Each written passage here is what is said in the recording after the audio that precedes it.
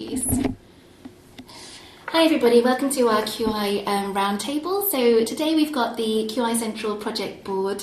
I'm Megan, I'm Quality Improvement Manager at the Royal College of Paediatrics and Child Health. Hello, I'm Melanie Isles and I'm a consultant paediatrician and a medical director, and I am I chair of this group, I think? My name is Jane Runnacles. I'm a paediatrician at St George's and I'm one of the clinical leads for QI Central. I'm Alice Rouchet and I'm a general paediatric consultant at the Evelina London Children's Hospital, and I'm also one of the clinical leads for QI Central. I'm Susie Wallace, I'm a paediatric registrar in North West London and I'm one of the trainee representatives. Hi, I'm Tanya Mitra, I'm one of the paediatric ST6 trainees in North London as well. So today we've got the trainee reps and they're going to be interviewing our 3 senior consultants here in the room. So over to you guys. Okay, so first question. Do you remember the first time you'd ever heard of quality improvement and what you thought it meant? Well, interestingly, I did work in quite a large neonatal unit who had an amazing, looking back on it, a really outstanding improvement work which was truly multidisciplinary, right across the whole team, and all over the walls there were run charts, safety crosses. Looking back, a lot of the really essential tools and using all the good methodology, but actually I never really understood what it was about and never really understood quality improvement.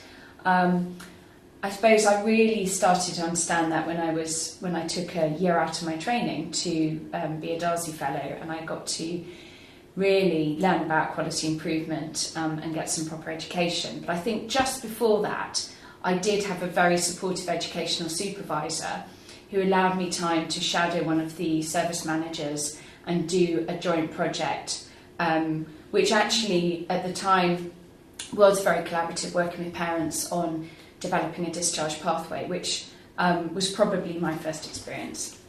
Yeah, so I think it's quite interesting because I've always kind of looked at better ways of delivering anything I've done all the way through my career, but I never would have, at that point, labelled it as continuous quality improvement. And I felt a bit of a fraud on this group, and I used to say, I'm not really sure, do I really know quality improvement? And then actually it was only 6 months ago that I did a defined quality improvement methodology programme.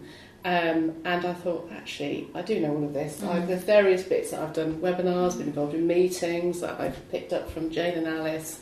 I know all of these bits. I do know how to do this, fill in this chart and do this thing.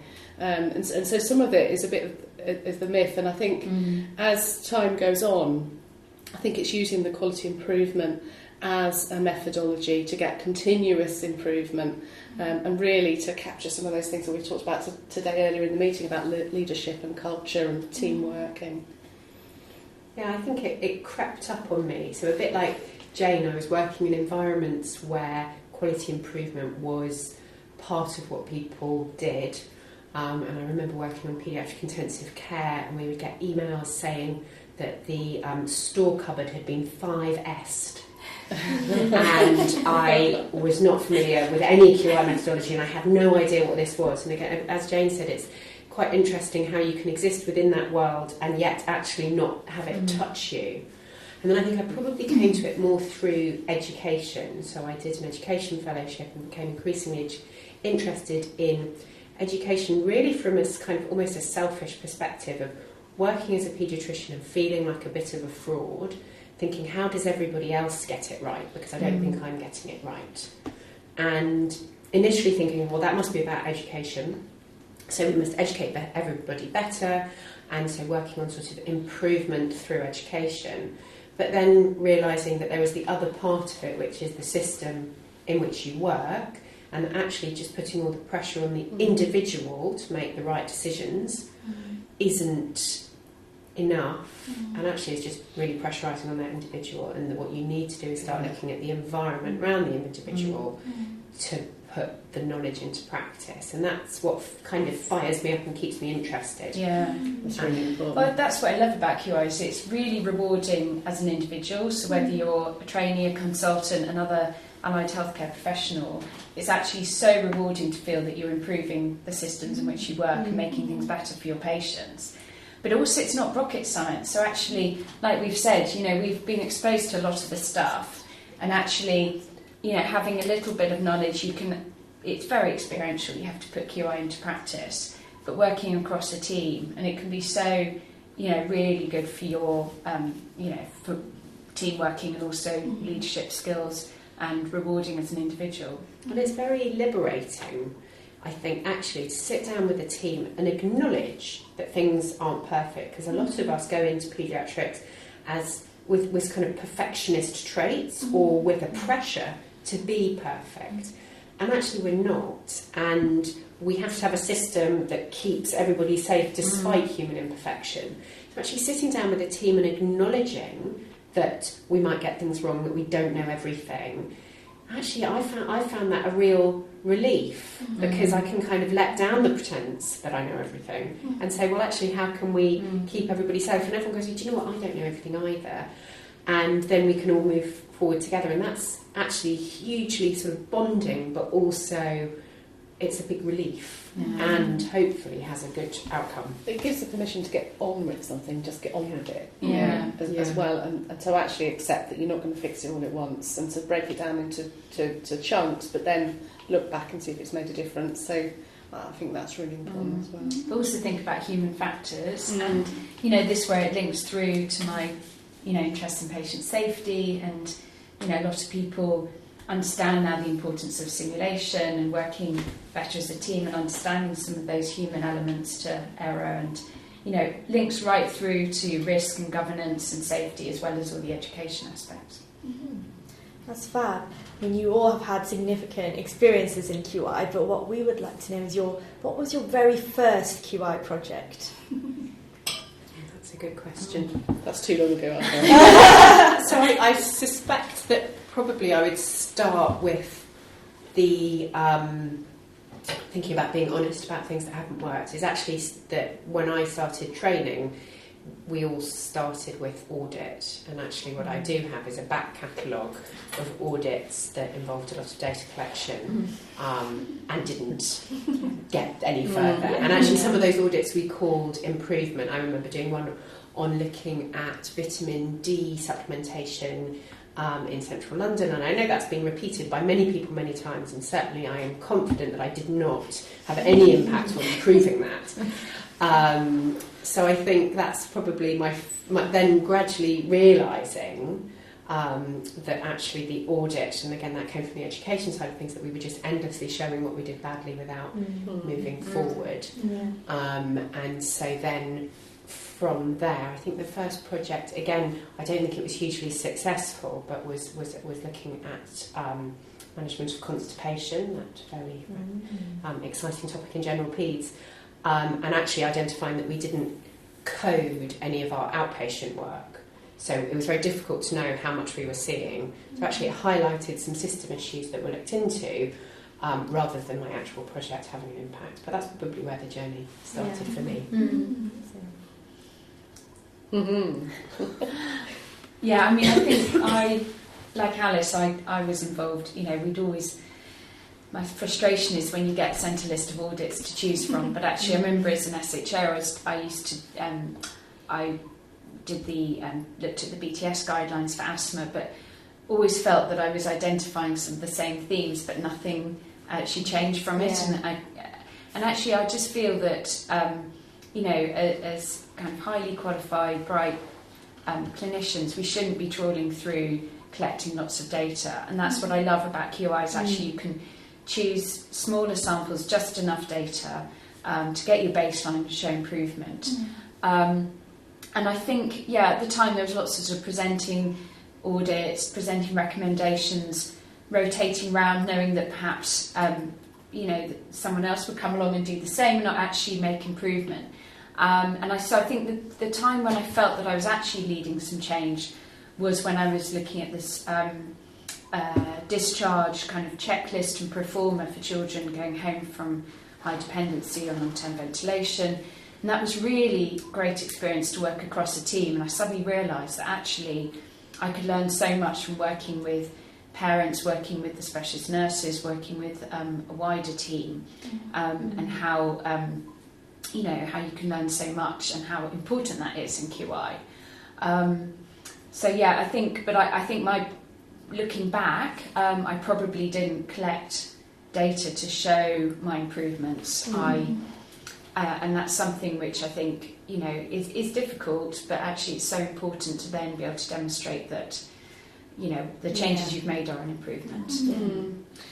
And I think I've got an extra decade plus on these guys in trying to bring about change without using QI methodology. And so some of those things were successful and some of the things weren't. But, if you were going to go back and start again. So, I think about things when we went from using nebulizers to multi-dose inhalers, for instance. And actually, if you'd just done a bit more planning as to how you were going to introduce that, because actually some of the resistance you can come up against, just really simple, no-brain things like that, is quite amazing. If you'd actually use QI methodology and you'd actually got everybody together and so some of these things that, just using that process before you introduce something, developing children's assessment units, all of these things without using it. So I think most of my experience has been from without using it, but, if you were going to do it again, you definitely would take all of those things into consideration and use a bit of a process to support you. And I think the time I've used the most robust methodology and process has actually been when I was part of the SAFE Collaborative as a clinical lead in my department, really getting, using the model for improvement, really thinking about our data, our measures, and working across the whole team, and that was looking, safety huddles, but loads of other work that came about as a result of the collaborative. So I think if you get the opportunity to work in that sort of, in a collaborative or in a wider team, then that's really beneficial. Can I just, in the spirit of QI and disruptive innovation, perhaps put that to you two as paediatricians still within training, having kind of heard our experiences, do you feel that the training that you're currently receiving, do you feel that the experiences that we're talking about actually resonate and they're still your experiences? Or kind of what is your current training experience of QI? I think it resonates completely. I'm a serial auditor, never made any improvements and thought, why am I doing this when nothing ever changes? I feel like I'm just ticking a box. And then being told do quality improvement and thinking I'm nodding. I don't know what that means.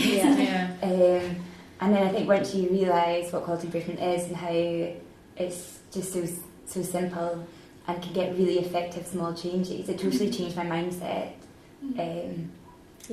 And it's about the promotion of QI within your experiences. So my first experiences with starting off was just with audit, but then as I met more inspirational consultants or senior trainees who were making change and actual change that you could see the benefits from, it really did open up a whole possibility of actually this is what I can do too. And it's that attitude that then can help get things done, basically. So I then sought out experiences from it, and there are plenty of opportunities available through different working groups or projects or fellowships, and my training has allowed the flexibility to do that, and I've taken time out to do it and increased my experience in it, and I've enjoyed it more and more. And I feel that the college and London School of Paediatrics and paediatrics across the country are definitely more receptive to QI and to change and to those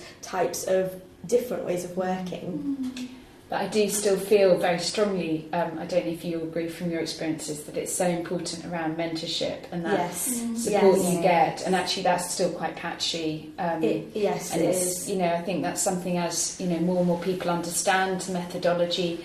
Obviously the model for improvement is the most commonly used one, which is simple, it's easy to follow, but still a lot of people, a lot of educational supervisors, that's still all new kind of material for them. Definitely. And I've been very fortunate because I've met with clinical supervisors, educational supervisors who've had that background and therefore inspired me to do it. But if I hadn't met those people, not sure where I would be in my QI journey at this point. So definitely do agree. I think kind of leading on from that, which you've already mentioned before, if you could just think of one top tip you give someone, either yourself starting or the new trainees who want to start their quality improvement journey, one thing that you would want to tell them. Can I go first? Go on. And this is what I've really learnt from Jane and Alison. It's always really difficult for me, and so it's something. It's really making it simple and choosing the data that you want. Data's really important, but don't make it too complicated. And sometimes you only need one or two data points. Yeah. So there we go. I have to go first so that I can. And I think I can confidently say that none of us have ever been able to restrict anything to just one point. Yes. Is that all right? You go first, Alice, because one might be yours. Well, I think just first of all that you can do it. It is within your power. And sometimes when you're feeling incredibly stressed or constricted by the work around you, that it's maybe somebody else is going to fix it. But somebody else isn't going to fix it, which is maybe a negative thing. But actually the positive thing is that you probably can. And you probably have much more power and agency than you think, especially if you start small. And that one successful small project will give you the confidence to believe in yourself to do the next slightly bigger project. So it is that you can do it. And sort of on the same lines, we always say it's easier to ask for forgiveness than for permission. Obviously, have to slightly frame that one. But then my other favourite expression in QI, which these guys say all the time, is about sharing seamlessly and stealing shamelessly, but acknowledging your sources. But actually QI is very open to sharing, and there's so much out there, free resources, free open access, articles. Obviously there's the RCPCH QI Central, which is an amazing place to share and to seamlessly share across, and I think that's really important. So for you as well, find out what others have done. You've got the great opportunity of rotating through different places, so bring your good experiences, think about how you can share any of the good work that you've seen so far. Amazing.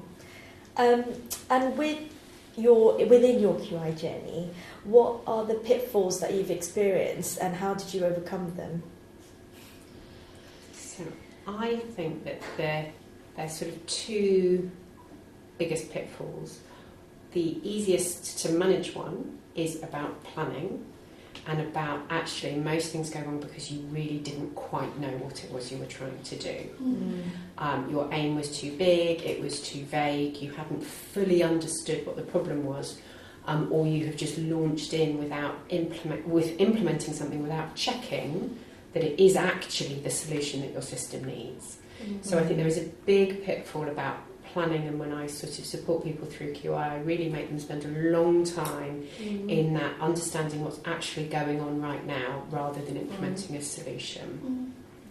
The other pitfall, which is much harder to manage, but I think you just have to have your eyes wide open, is that you can't underestimate the unpredictability of people's responses, and that you may be coming into a context you don't know. There may be history as to why the slightly weird system that you're trying to fix is the way that it is, and that you may inadvertently tread on somebody's toes or upset them by saying that what's going on at the moment isn't right, and that actually the ability for seemingly sane people to be very obstructive is huge. And actually most projects that really hit a wall, it's often where sort of unexpectedly you've met resistance from just from people.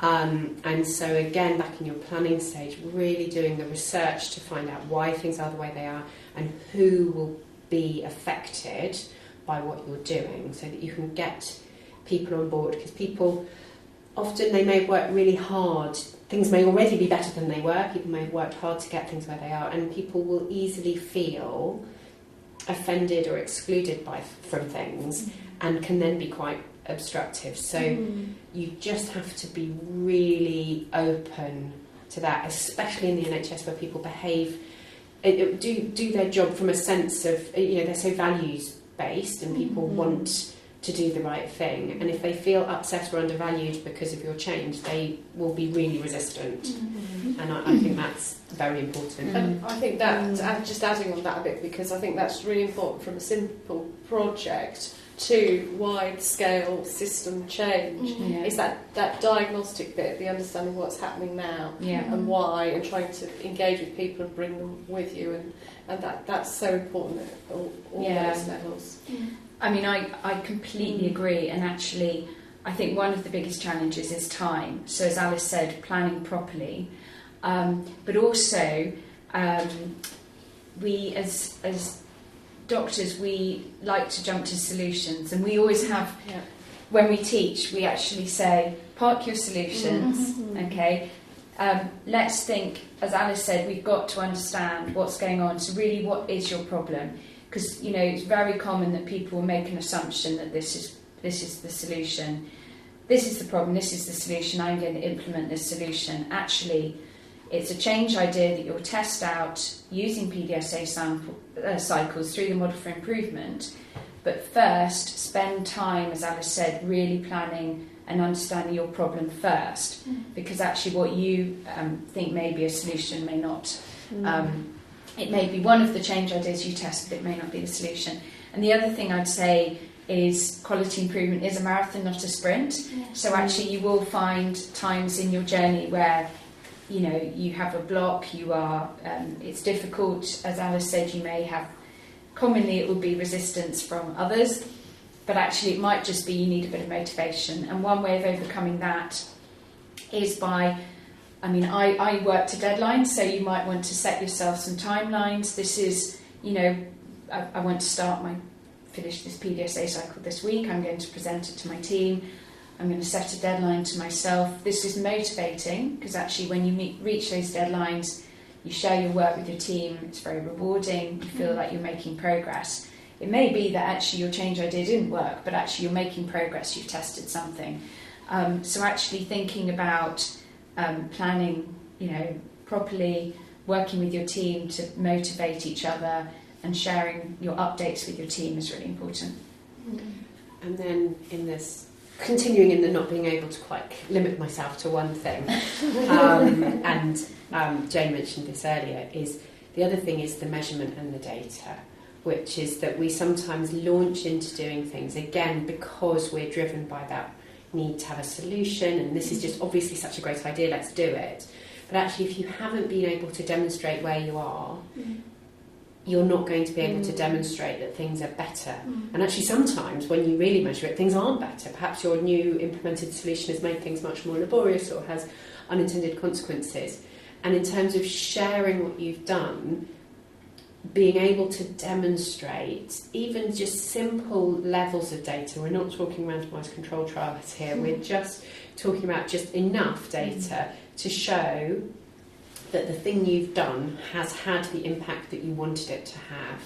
And I think quite a lot of times we see people trying to kind of bolt that on retrospectively, but a good successful project, you have a measure that is easy to measure, so it doesn't take up too much time, but also that does actually show the change that you want to see. So planning that in again is so important. That reminds me of something else I was going to say about time, is make it something that's part of your work, something that's within your control, not something, you know, we all want to change the way things work in a department, but actually think about your influence and where you are in the team, and actually this is something you can influence, but also something you can collect the data on.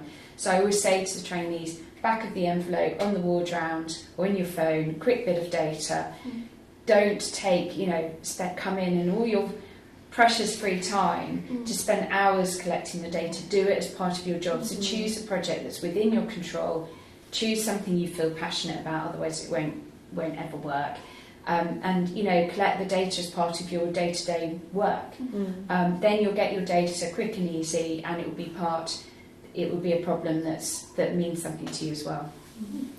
Great, thank you guys, everybody. Thank you for joining us today, and we look forward to being able to speak to you soon. Thank you. Thank you.